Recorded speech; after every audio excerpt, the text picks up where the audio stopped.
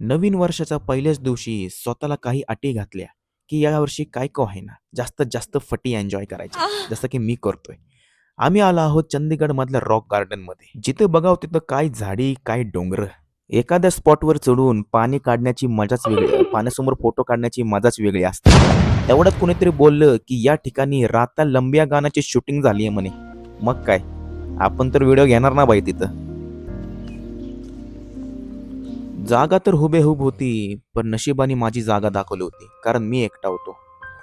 एवढी सगळी चढाचढी केल्यावर पोरांना मटणाशिवाय जेवण जाते वय.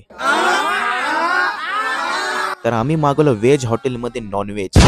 हायला. नंतर गाडी थांबली मध्यरात्री 3 वाजता सुशीसाठी. पोर आपले काय तसलं करतात वय. पोरांनी थंडी घालवायची म्हणून दही हंडी करण्याचा प्रयत्न केला. आईला एवढे प्रयत्न जर अभ्यासात केले असते तर परीक्षेत बॅक आणि आयुष्यात लवडे लागले नसते. पण काय करायचं, पोरं ती पोरच शेवटी.